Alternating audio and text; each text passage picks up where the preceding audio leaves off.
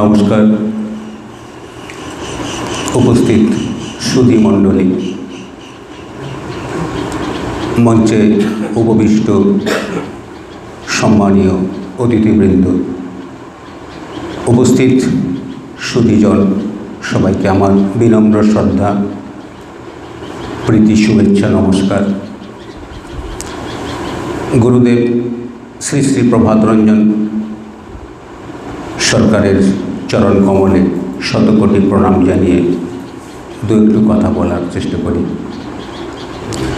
সর্বজনীন প্রভাত রঞ্জন সরকার সংস্কৃতি চর্চা ও গবেষণা কেন্দ্রের উদ্যোগে আজকের যে কবি চণ্ডীদাস দিবস,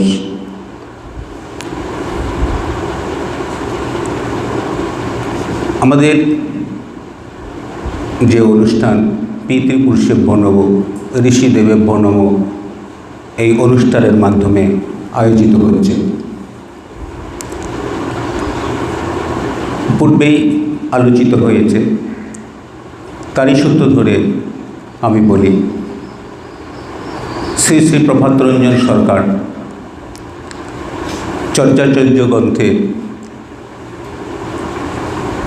এই পিতৃপুরুষেভ্যো নমঃ, ঋষিদেবেভ্যো নমঃ মন্ত্রটির উল্লেখ করেছেন এবং মানুষকে, সকল মানুষকে তার স্মরণ করবার কথা বলেছেন। পিতৃপুরুষ অর্থাৎ আমাদের পূর্বপুরুষ, আজ আমরা যে সভ্যতা পেয়েছি এ আমার পূর্বপুরুষদের দান। বহু যুগ ধরে তাদের অসংখ্য পরিশ্রম, চেষ্টার মধ্য দিয়ে যে সভ্যতায় আমরা এসেছি, আমাদের সেই পূর্বপুরুষদেরকে প্রতি মুহূর্তে শ্রদ্ধা জানানো দরকার, তাদের প্রতি আমাদের কৃতজ্ঞ থাকা। তাই পিতৃপুরুষেভ্যো নমঃ। এই যে সভ্যতা বহু যুগ ধরে এগিয়ে চলেছে, এতে যেমন আমাদের পূর্বপুরুষদের অনেক শ্রম, অনেক দান, অনেক কষ্ট, ঠিক তেমনি এই সভ্যতাকে এগিয়ে নিয়ে যাওয়ার জন্য অনেক জ্ঞানী গুণী মানুষের, অনেক পণ্ডিত মানুষদেরকে চিন্তা ভাবনা করতে হয়েছে। তাদের কঠোর পরিশ্রমে যে নানান আবিষ্কারের মধ্য দিয়ে সভ্যতাকে এগিয়ে দিয়েছে। সেই আদিম যুগে যে মানুষ প্রথম আগুনের আবিষ্কার করেছিল, সভ্যতাকে একটা চরম একটা ধাপ এগিয়ে দিয়েছিল। যে মানুষ প্রথম চাকার আবিষ্কার করেছিল, সভ্যতার গতি সে বাড়িয়ে দিয়েছিল। যে মানুষ প্রথম কৃষির আবিষ্কার করেছিল, এমনি করে বহু জ্ঞান সাধনার মধ্য দিয়ে যারা এই সভ্যতাকে এগিয়ে দিয়েছে, সেই ঋষি পুরুষদেরকে আমরা নমস্কার করি। আমাদের গুরুদেব তাদের শ্রদ্ধা জানাতে বলেছেন চর্যাচর্য গ্রন্থে। এই সভ্যতাকে এগিয়ে যাওয়ার পেছনে এরকম বহু মুনি ঋষিদের অবদান থাকে। আবার এই সভ্যতা চলতে চলতে এমন একটা সময় আসে, এমন একটা সংকট দেখা দেয়, যখন সমাজের এই জ্ঞানী গুণী মনীষীরা সেই সমস্যার সমাধান করতে পারেন না, চরম সংকট উপস্থিত হন। তখন স্বয়ং ভগবান আসেন তারক ব্রহ্মরূপে। তিনি জগৎ সংসারকে সেই চরম সংকট থেকে এগিয়ে দেন, পথ দেখান। সে কথা উল্লেখ করেছেন আমাদের পূর্ববর্তী বক্তা সাক্ষী গোপালদা। সভ্যতা যখন সবে শুরু হয়, অরণ্যচারী মানুষ থেকে প্রথম যখন সভ্যতার সূত্রপাত হয়, সে সময় স্বয়ং ভগবান এসেছিলেন শিব রূপে, সদাশিব নামে পরিচিত ছিলেন। আজকের মানুষ বোধহয় আমরা জানি না, আমরা তাকে দেবতা বলেই ভাবি, আর পাঁচটা দেবতার মতো শিবকেও দেবতা করি না। তিনি শুধু দেবতা নন, তিনি আদিদেব, তিনি তারক ব্রহ্ম। তার অবদানের কথা আমরা পূর্বেই শুনেছি। তিনি সমাজ গড়বার যা দিয়েছিলেন, ধর্মশাস্ত্র থেকে শুরু করে যেসব বিষয় দিয়ে গিয়েছিলেন, সেই ধর্মশাস্ত্র চলেছিল, সেই অনুসারে সমাজ এগিয়ে চলেছিল। এমনি করে প্রায় ৩৫০০ বছর কেটে গেছে। ততদিনে সমাজ আরও অনেক পরিবর্তন হয়েছে। আবার শিবের সেই শিক্ষা নানাভাবে বিভাজিত হয়েছে, পরিবর্তিত হয়েছে, বিবর্তিত হয়েছে। সমাজে আবার অধর্ম বেড়ে গিয়েছে, মানুষে মানুষে দ্বন্দ্ব। এই ভারতে বহু রাজ্যে রাজ্যে লড়াই, স্বার্থপরতা। সেই দুঃসময়ে আবার ভগবান এলেন, ভগবান শ্রীকৃষ্ণ রূপে। তিনি গড়ে দিয়ে গেলেন, ধর্মের ভিত্তিতে সমাজ গড়লেন, ধর্মরাষ্ট্র গড়লেন, তিনি মহাভারত গড়লেন। সেই কৃষ্ণের যে শিক্ষা, তারও ৩৫০০ বছর পেরিয়ে গিয়েছে। আবার সমাজে অধর্ম দেখা দিয়েছে। সারা পৃথিবীব্যাপী মানুষের মধ্যে নৈতিকতার চরম অধঃপতন হয়েছে, নির্মম শোষণ চলছে। এইরকম এক পরিবেশে ভগবান আবার এলেন শ্রী শ্রী আনন্দমূর্তিজি রূপে। আনন্দমূর্তিজি শিব কৃষ্ণের দেওয়া ধর্ম, সমাজ সব কিছুরই আবার পুনর্মূল্যায়ন করলেন। সেই সঙ্গে তিনি দিলেন নব্য মানবতাবাদ। তিনি দিলেন সামাজিক অর্থনৈতিক তত্ত্ব। তিনি চাইলেন মহাবিশ্ব গড়তে।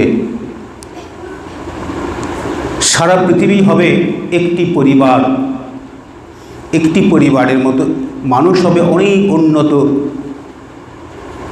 আজকে বিশ্বে আমরা মানবতাবাদ পেয়েছি এক এক করে, অর্থাৎ ধাপে ধাপে এগিয়ে আমরা বলেছিলাম আন্তর্জাতিকতাবাদ, তার উপরে আরও এগিয়ে যদি যায় মানবতাবাদ। আর আনন্দমূর্তিজি দিলেন নব্য মানবতাবাদ।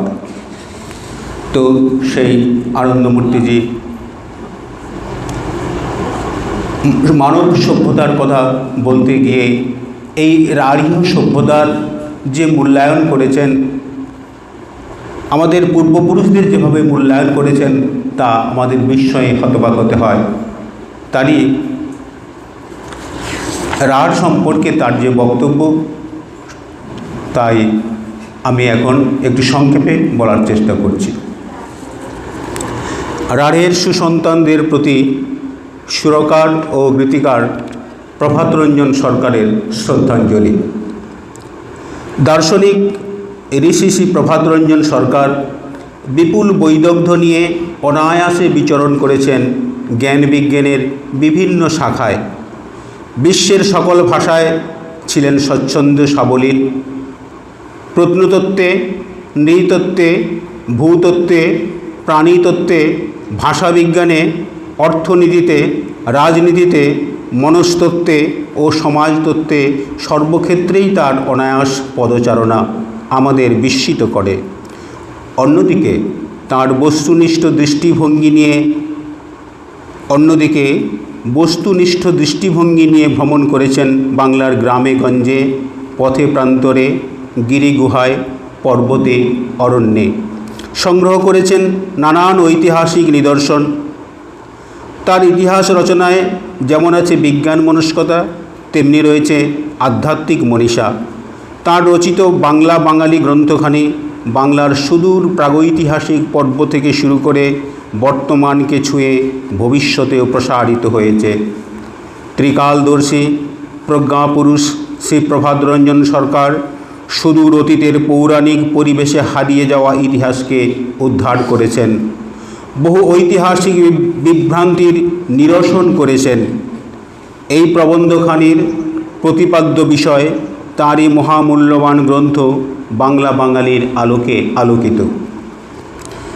এই রাঢ়ভূমি সভ্যতার আদিবিন্দু। রাঢ়ভূমি ছিল সবার চেয়ে প্রাচীন ভূমি, যা ৩০ কোটি বছরের পুরনো। রাঢ়ভূমিতে মানুষের উদ্ভব অতি প্রাচীন। এর চেয়ে প্রাচীনতর মনুষ্য নিবাসের কোনো সন্ধান পাওয়া যায়নি। রাঢ়ের মানুষ পশুচারণ শিখল, ধীরে ধীরে চাষবাসও শিখল। রাঢ়ের আগুন ঝরা পলাশের বন রাঢ়ের মানুষের মনেও রঙের নাচন লাগিয়ে দিয়েছিল। আত্মপ্রকাশের উত্তাপ তাদের প্রাণকেও কেড়ে নিয়েছিল। আত্মপ্রকাশের উত্তাপ তাদের প্রাণকেও নাড়া দিয়েছিল। সদাশিবের অভ্রান্ত নির্দেশনায় রাঢ়ের মানুষ তাদের অভীষ্টের জীবনকাঠি পেয়ে গিয়েছিল। রাঢ়েই হল সভ্যতার প্রথম বিকাশ। রাঢ় শুধু সভ্যতার আদিবিন্দু নয়, সাংস্কৃতিক অগ্রগতিরও প্রথম পদবিক্ষেপ। রাঢ়ের সংস্কৃতি কেবল রাঢ়েই সীমাবদ্ধ থাকল না, তা ছুটে গেল নাম না জানা নানান দেশে। সেকালের সেই অনগ্রসর মানুষ, যারা আজকের মানুষের প্রণম্য পূর্বসূরি, যাদের চরণধুলি মাথায় নিয়ে আজ আমরা পথ চলেছি। সমাজ সংরচনার ব্যাপারেও রাঢ়ের অবদান অসামান্য। বর্তমান বাংলার ব্রাহ্মণদের অধিকাংশেরই পিতৃভূমি এই রাঢ়। দক্ষিণ রাঢ়ের সিংহপুরের রাজা সিংহবাহুর পুত্র বিজয় সিংহ লঙ্কা জয় করে নাম রাখেন সিংহল। সেই বাংলার মানুষেরাই কেরালায় নায়ার সমাজের পত্তন করেন। সিংহপুরের আরেক রাজকুমার সহস্রবাহু থাইল্যান্ড রাজবংশের প্রতিষ্ঠা করেন ও দেশের নাম রাখেন শ্যামদেশ। তারা সেখানে গিয়ে সেখানকার মাটির মানুষ হয়ে গেছেন। নতুন দেশে গিয়ে সেখানকার সেবায় আত্মনিয়োগ করেছেন। এখানেই রাঢ়ের শ্রেষ্ঠত্ব। সভ্যতার আদিবিন্দু রাঢ় গ্রন্থে শ্রী প্রভাতরঞ্জন সরকার রাঢ়ের সুসন্তানদের সম্পর্কে দীর্ঘ আলোচনা করেছেন। একটি প্রবন্ধে তা প্রকাশ করা সম্ভব নয়, তাই অতি সংক্ষেপে তা তুলে ধরার চেষ্টা করছি। প্রথমেই আসি দার্শনিকদের কথায়। এই রাঢ়ই মানব সমাজকে প্রথম একজন দার্শনিক উপহার দিয়েছিলেন। তার নাম মহর্ষি কপিল, যিনি সৃষ্টি রহস্যকে তলিয়ে ভাবতে চেয়েছিলেন। জগতের মূল কারণগুলিকে সংখ্যাতত্ত্বের কাঠামোর মধ্যে বেঁধে ফেলতে চেয়েছিলেন। তিনি জন্মেছিলেন ঝালদার নিকট পাটঝালদা গ্রামে। তার সাধনক্ষেত্র গঙ্গাসাগরে। তারপরে আরও একজন দার্শনিক এলেন এই রাঢ়ের বুকে, মহর্ষি পতঞ্জলি। তার জন্ম বর্ধমানের পাতুন গ্রাম, যিনি মানুষের সঙ্গে তার অন্তর্দেবতার মার্মিক মিলনের প্রয়াস করেছিলেন। এরপরে আসি বিভিন্ন অনুবাদ কবিদের কথায়। অনুবাদ সাহিত্যের কবিদের কথা বলতে গেলে প্রথমেই বলতে হয় কবি কাশিরাম দাসের কথা। কবি কাশিরাম দাস মহাভারতকে স্বচ্ছন্দ ভাষায় ও সুললিতভাবে বাংলার মানুষের কাছে পৌঁছে দিলেন। তিনি রাঢ়ের বর্ধমান জেলার সিদ্ধি মতান্তরে সিঙ্গি গ্রামের মানুষ। আরেকজন অনন্য সাধারণ কবি কৃত্তিবাস ওঝা। কবি কৃত্তিবাস ওঝা জনসাধারণের সুখ দুঃখ হাসি কান্নার মাধ্যমে জনসাধারণের পাতে পরিবেশন করে গেছিলেন সেই রামায়ণ মহাকাব্যকে নতুনতরভাবে। আমরা পেলাম মালাধর বসু। মালাধর বসু ভক্তিরসের মন্দাকিনী ভাগবত শাস্ত্রকে ভাবুক বাঙালি হৃদয়ে পৌঁছেছিলেন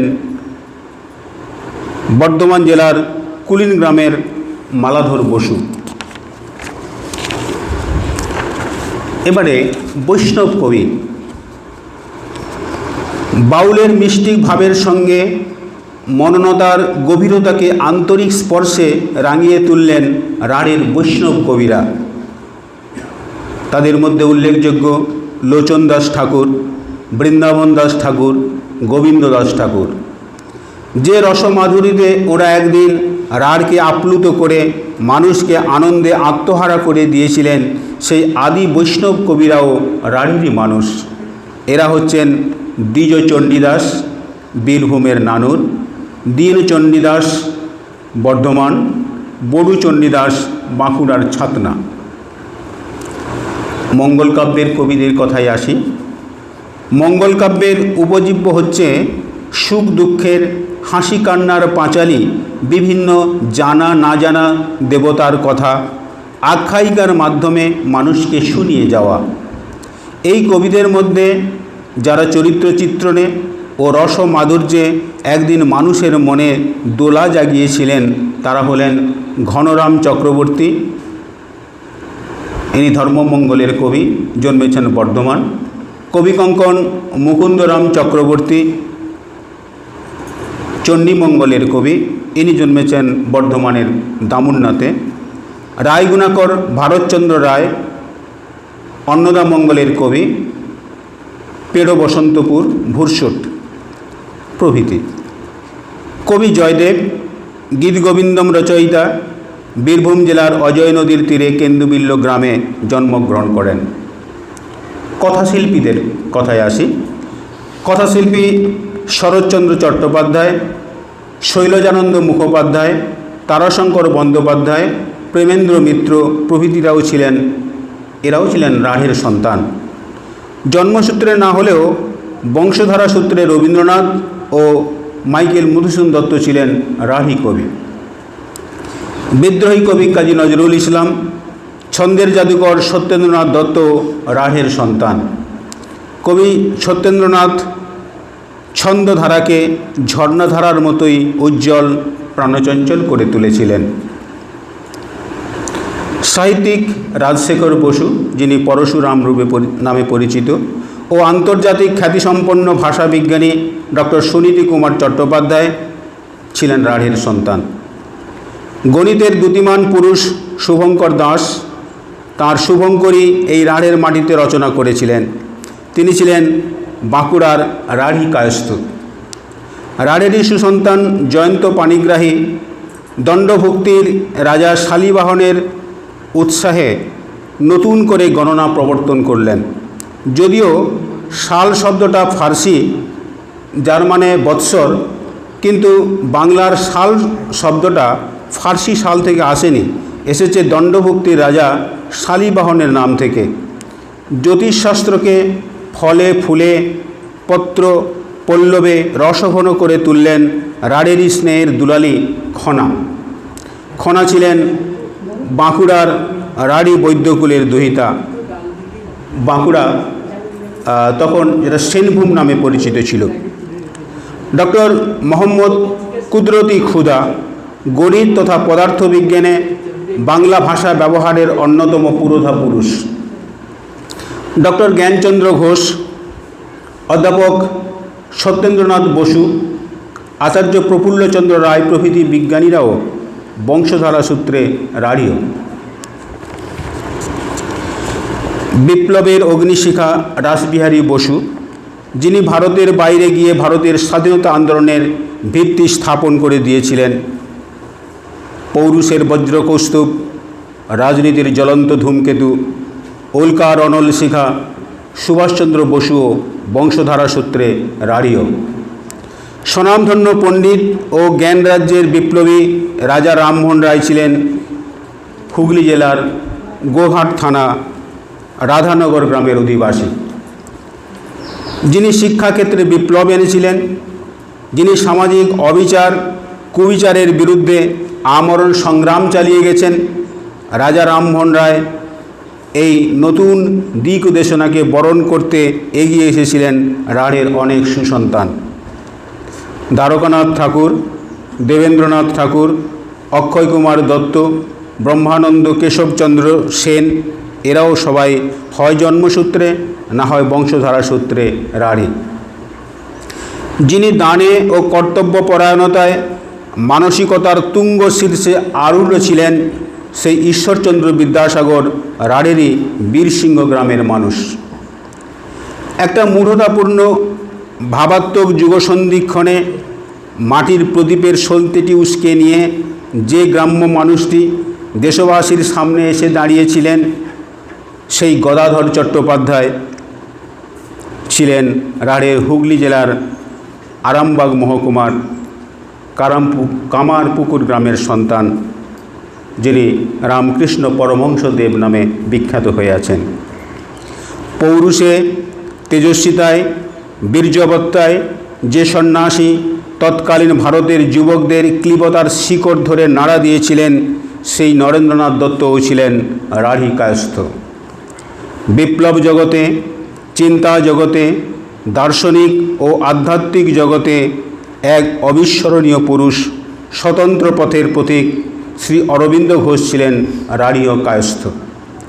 শ্যামা সঙ্গীতে যিনি প্রাণ ঢালা আকুতির দোলা দিয়েছিলেন, সেই সাধক রামপ্রসাদ সেনও ছিলেন রাঢ়ী বৈদ্য ঘরের সন্তান। যথার্থ ভক্ত ও মহাপ্রভুর সহায়ক হিসেবে এসেছিলেন এই রাঢ় ভূমির আদরের দুলাল ঠাকুর নিত্যানন্দ। জন্মেছিলেন বীরভূমের একচক্রা গ্রামে। মহাপ্রভু শ্রী চৈতন্যের জীবনী লেখার আগ্রহে প্রথম ইতিহাসকার ঠাকুর কৃষ্ণদাস কবিরাজও ছিলেন রাঢ়ের সন্তান। বর্ধমান জেলার কাটোয়া মহকুমার কেতুগ্রাম থানার ঝামটপুর গ্রামে জন্মেছিলেন তিনি। চিত্রশিল্পের কথায় আসি। যাদের ভাবনায় ও অঙ্গুলির সংযুক্ত মুন্সিয়ানায় গড়ে উঠেছিল ধ্রুপদী চিত্রশিল্প, সেই গগনেন্দ্রনাথ ঠাকুর, অবনীন্দ্রনাথ ঠাকুর, নন্দলাল বসু, সুরেন্দ্রনাথ কর, এরা সবাই জন্মসূত্রে বা বংশধারা সূত্রে রাঢ়ী। শিল্পী যামিনী রায় ও রামকিঙ্কর বেজও রাঢ়ের বাঁকুড়া জেলার সুসন্তান। মহাকবি কালিদাস সমুদ্র উপকূলের যে বর্ণনা দিয়েছেন, তা হুবহু কাঁথির সমুদ্র উপকূলের বর্ণনা। সুতরাং এই রকম অনুমান করলে সেটা মোটেই সত্যের অপলাভ হবে না যে কালিদাস দক্ষিণ রাঢ়ের কাঁথি অঞ্চলের বাসিন্দা ছিলেন। বর্ণাশ্রম সমাজ ব্যবস্থা ভারতে এসেছিল উত্তর পশ্চিম দিগন্ত থেকে। বর্ণাশ্রমের অভিশাপ থেকে সমাজকে বাঁচাতে চেষ্টা করেছিলেন স্মার্ত রঘুনন্দন তার দ্বিবর্ণ সমাজ ব্যবস্থার মাধ্যমে। বাংলা তথা রাঢ়ের মানুষ যখন আত্মবিস্মৃতিতে কিংকর্তব্য বিমূঢ়, সেই অন্ধকার যুগে আলোকবর্তিকা হাতে নিয়ে এসে দাঁড়িয়েছিলেন বঙ্কিমচন্দ্র চট্টোপাধ্যায় ও হরপ্রসাদ শাস্ত্রী। এরাও বংশধারা সূত্রে রাঢ়ী। রাঢ়ের দেবীবর ঘটক, যিনি জন্মেছিলেন বীরভূমে, জাত খোয়ানো মানুষগুলোকে নিয়ে মেলবন্ধন সমাজ চালু করে দিয়েছিলেন। যুক্তিহীন পূজা পাঠ পদ্ধতিতে কিছুটা যৌক্তিকতার সমাবেশ ঘটিয়েছিলেন রাঢ়েরই সুসন্তান কৃষ্ণানন্দ আগমবাগীশ। শঙ্করাচার্য প্রবর্তিত পৌরাণিক ধর্মের প্রভাবে রাঢ়ে দারুণ জাতি বৈষম্য দেখা দিয়েছিল।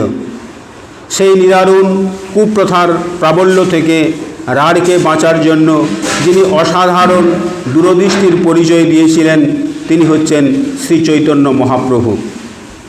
বিশ্বম্ভর মিশ্র মহাপ্রভুর সেই ঐতিহাসিক অবদান আজও রাঢ়ের মৃত্তিকার অণুতে অণুতে মিশে আছে। তাই আজ আর কারো জাত যায় না। গৌড়ীয় বৈষ্ণব ধর্মের প্রভাবে রাঢ়ের মানুষের ধর্মজীবনের ওপরের মেনেটি সরে গেল, কিন্তু ভেতরে শৈব ধর্ম অন্তঃসলীলা ফল্গুধারার মতোই রয়ে গেল। রাঢ়ের সংস্কৃতির যা কিছু মাধুর্য, যা কিছু অনুকরণীয়, তা সে পেয়েছে সদাশিবের আবির্ভাবের পর। শৈব ধর্মে জাতিভেদ নেই, জাতি বিভাজনও নেই। এভাবেই তিনি কৃতজ্ঞতা জ্ঞাপন করেছেন, স্মরণ করেছেন রাঢ়ের পূর্বপুরুষদের, রাঢ়ের প্রাচীন সভ্যতা, সংস্কৃতি, ঐতিহ্যকে। আজকে আমরা এসেছি নানুরে। বাংলা সাহিত্যের এক অসাধারণ কবি, শুধু বাংলা সাহিত্য নয়, বিশ্ব সাহিত্যে যার আসন পাতা, সেই কবি চণ্ডীদাসের পুণ্যভূমিতে নানুরে আমরা উপস্থিত হয়েছি। তাই চণ্ডীদাসকে একটু স্মরণ করে যেতে চাই। চণ্ডীদাসের কথা বলতে গেলে প্রথমে সাহিত্যের কথা একটু সূচনা হিসেবে বলে নিই। শ্রী প্রভাতরঞ্জন সরকার সাহিত্যের কথা বলতে গিয়ে বলেছেন, সাহিত্য মানে সঙ্গে চলা, অর্থাৎ যুগের সঙ্গে তাল মিলিয়ে চলতে হয় সাহিত্যকে। সাহিত্য তো সমাজের দর্পণ, তাই সাহিত্য সমাজের সঙ্গে সঙ্গে চলে। সাহিত্যের কথা বলতে গিয়ে তিনি বললেন, সাহিত্য হবে সহিত, সাহিত্যকে চলতে হবে হিতের সঙ্গে, হিতে না সহ, তাই সাহিত্য। তাই শুধু কেবল ছন্দ মিলিয়ে লিখলেই, যেমন মনে আসে লিখলেই তার সাহিত্য হয় না। যথার্থ সাহিত্য হতে হবে, সাহিত্যের মধ্যে হিতের ভাব থাকতে হবে। সংস্কৃত সাহিত্যে কবি কথাটার অর্থ হচ্ছে তত্ত্বদ্রষ্টা, যিনি তার জ্ঞানের মধ্য দিয়ে ভেতরেরটাও সব দেখতে পান, তিনি তত্ত্বদর্শী। আনন্দমূর্তিজি বললেন, সাহিত্যিককে হতে হবে তত্ত্বদর্শী, তা না হলে যেমন তেমন সাহিত্য সমাজের মঙ্গল তো করবে না, অমঙ্গলই করবে। কারণ সমাজের মানুষ সবাই শিক্ষিত নয়, তাদের জ্ঞান পরিপূর্ণ নয়। সমাজের মানুষ সাহিত্যিকদের সাহিত্য পড়ে তাদের জ্ঞানভাণ্ডার পূর্ণ করেন, তাদের দ্বারা প্রভাবিত হন। তাই সাহিত্যিক যারা হবেন তাদেরকে যেমন জ্ঞানী হতে হবে, তত্ত্বদর্শী হতে হবে, তাদেরকে প্রাচীন যুগের সঙ্গে বর্তমানের সম্পর্ক রেখে ভবিষ্যতের সম্পর্ক তৈরি করে দিতে হবে। সমাজে সাহিত্যের মূল্য অতি গুরুত্বপূর্ণ। সেই সব নিরিখে চণ্ডীদাসের মূল্য অত্যন্ত উন্নত মানের, অত্যন্ত উঁচু স্থানে। আমি তার থেকে দু একটু কথা পড়ে শোনাই। এই হিতের কথা বলতে গিয়ে তিনি আরও বলেছেন যে হিত শব্দটা হয়তো স্থান কাল পাত্র ভেদে কিছু পরিবর্তন হয়, কিন্তু আমরা যদি আধ্যাত্মিক দৃষ্টিকোণ থেকে দেখি সেখানে সমাজ হিতৈষণার কোনো পরিবর্তন নেই।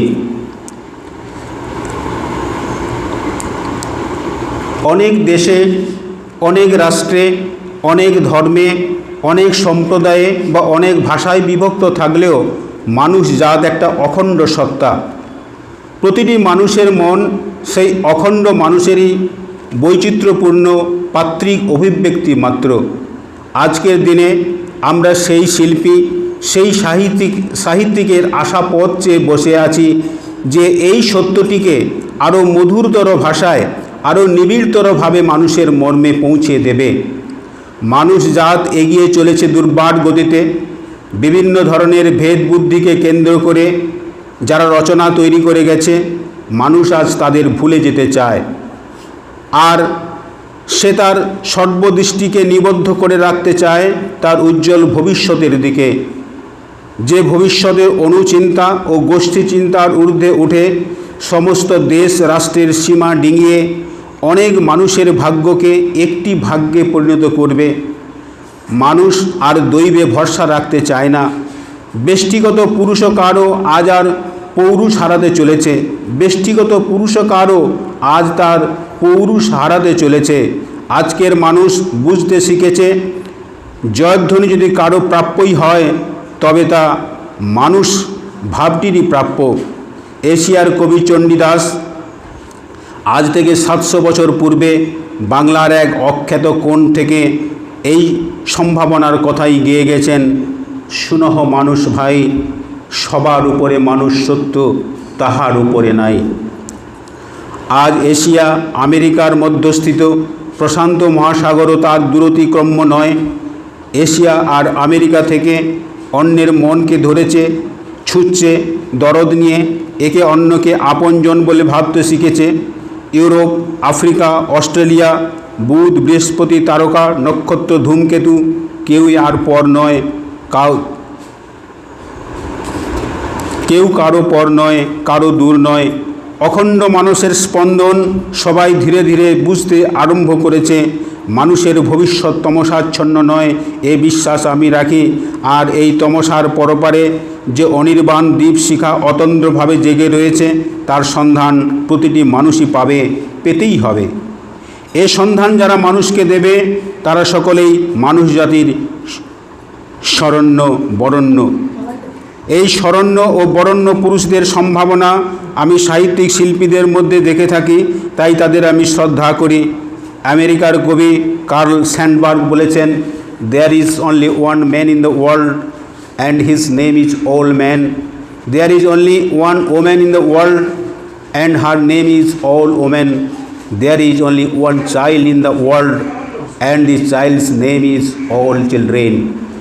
ঠিক একই সুরে আরও মধুর ভাষায় একই কথাই বলে গিয়েছেন এশিয়ার কবি সত্যেন্দ্রনাথ।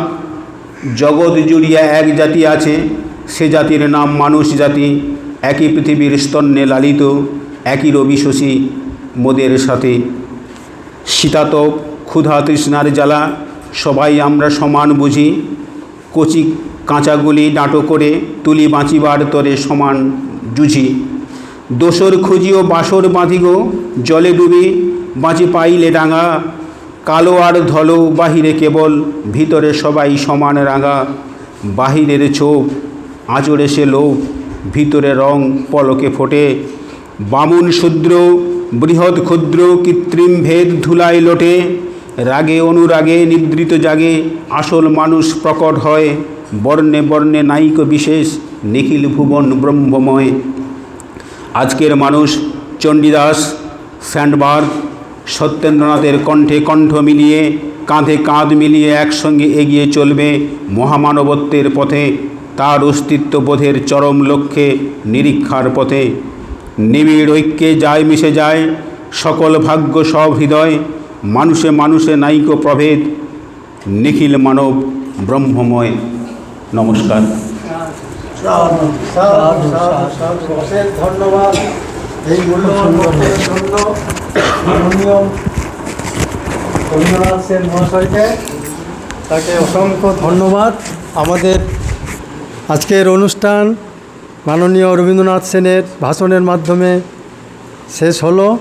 আমরা সমাপ্তি সঙ্গীত পরিবেশন করার জন্য কল্যাণিয়া মেঘা দাসকে অনুরোধ করছি। নমস্কার।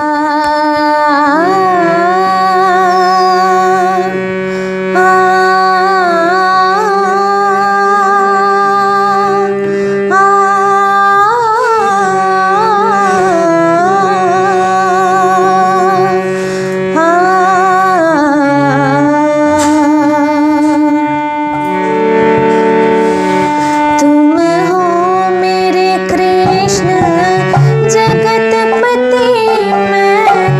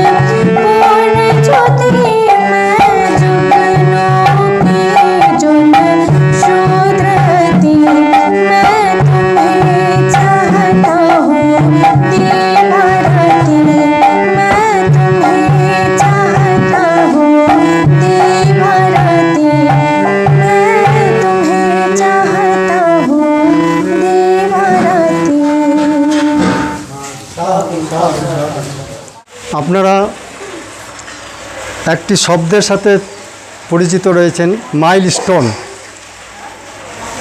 মাইলস্টোন বলে দেয় আমরা কোথায় এসে দাঁড়িয়েছি, কোথায় যেতে হবে। তো প্রত্যেকটি এই বিশ্বব্রহ্মাণ্ড এগিয়ে চলেছে, সব কিছুই এগিয়ে চলেছে। চরৈবেতি চরৈবেতি বেদ বলছেন। প্রত্যেকেই আমরা এগিয়ে যাচ্ছি, এগিয়ে যাচ্ছি। আমাদের বাংলা ভাষা, বাংলা সাহিত্য, বাংলা সঙ্গীত এও এগিয়ে চলেছে। এর একটা শুরু ছিল। আমরা যদি ইতিহাসের দিকে দৃষ্টি দিই, যে এক সময় বাংলা সাহিত্য ছিল না। আমাদের বাংলা সাহিত্যের সূচনার ইতিহাস খুঁজতে বিদ্যাপতির কাছে যেতে হয়। মিথিলা ভাষায় যিনি সাহিত্য চর্চা করেছেন। আমরা জানি কবি জয়দেব গীতগোবিন্দ লিখেছেন সংস্কৃত ভাষায়। সেই সময় বাংলা কাব্য, বাংলা কবিতা রচনা হতো না, কারণ বাংলা ভাষার বিকাশ সেই সময় সেভাবে হয়নি। এই একেবারে পরাধীন ভারতে সর্বপ্রথম মিশনারিরা বাংলা গদ্য কীভাবে লিখতে হয় তারা শেখালেন। তো খ্রিস্ট ধর্ম প্রচারের জন্য তারা বাংলা গদ্যে কথিত ভাষায় ধর্ম প্রচার করতেন, সেই শুরু।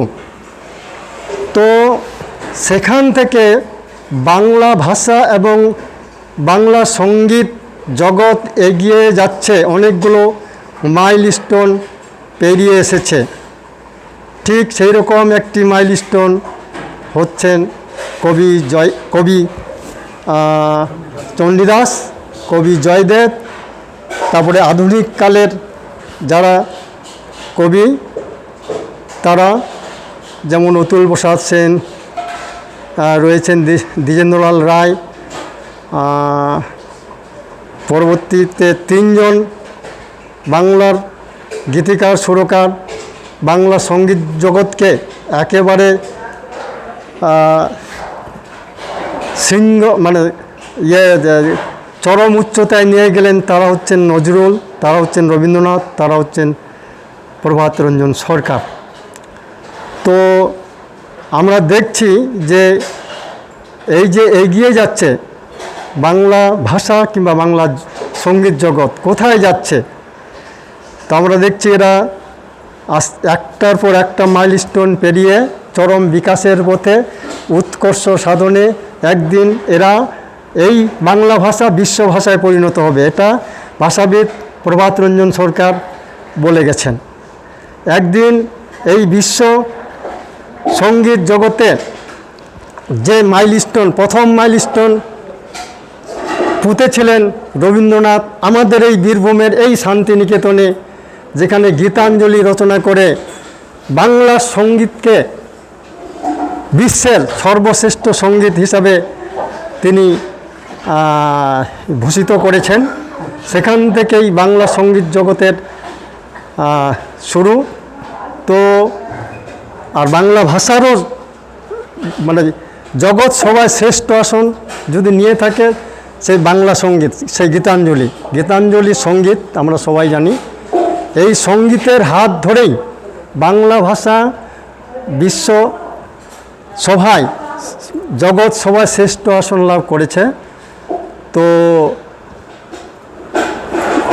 এই সঙ্গীতের জন্যই আজকে গীতাঞ্জলির জন্যই কদিন আগে আমাদের বীরভূম আলোকিত হলো, আমাদের শান্তিনিকেতন আলোকিত হলো, রবীন্দ্রনাথ আবার আলোকিত হলো, যে ওয়ার্ল্ড হেরিটেজ বিশ্ব ঐতিহ্য কেন্দ্র হিসাবে শান্তিনিকেতনকে স্বীকার করে নিল ইউনেস্কো। পৃথিবীর সবথেকে মধুরতম ভাষার স্বীকৃতি পেয়েছে ইউনেস্কোর মাধ্যমে বাংলা ভাষা, পৃথিবীর সবথেকে মধুরতম ভাষা। এই বাংলা ভাষাই 21শে ফেব্রুয়ারি সারা পৃথিবীর বুকে বিশ্ব ভাষার জগতে শ্রেষ্ঠত্ব অর্জন করেছে। তো আমরা এর জন্য অত্যন্ত গর্বিত বাঙালি হিসেবে। বাংলা ভাষা আমাদের মাতৃভাষা, বাংলা সঙ্গীত আমাদের মাতৃভাষার সঙ্গীত। অজয় চক্রবর্তী স্বনামধন্য সঙ্গীতজ্ঞ, তিনি কদিন আগে আলোচনায় বলছেন যে রবীন্দ্রসঙ্গীত হচ্ছে বিশ্বসঙ্গীত। তো এটা এই বিশ্ব সঙ্গীতের আসনে ভূষিত হওয়ার জন্যই বাংলা সঙ্গীত এগিয়ে যাচ্ছে। তো আমরা আমাদের এই সর্বজনীন প্রভাতরঞ্জন সরকার সংস্কৃতি চর্চা ও গবেষণা কেন্দ্রের পক্ষ থেকে একটা উদ্যোগ গ্রহণ করেছি যে বাংলা সঙ্গীত, যে সঙ্গীত বাংলাকে বিশ্বভাষার জগৎসভায় শ্রেষ্ঠ আসন লাভ করেছে গীতাঞ্জলি, সেই গীতাঞ্জলিকে কেন্দ্র করে আমাদের আরেকটা অভিযান, আরেকটা অভিসার শুরু হচ্ছে যে ভারতীয় সঙ্গীত জগতের বিবর্তন, বিকাশ, উৎকর্ষ সাধন, গীতা থেকে গীতাঞ্জলি।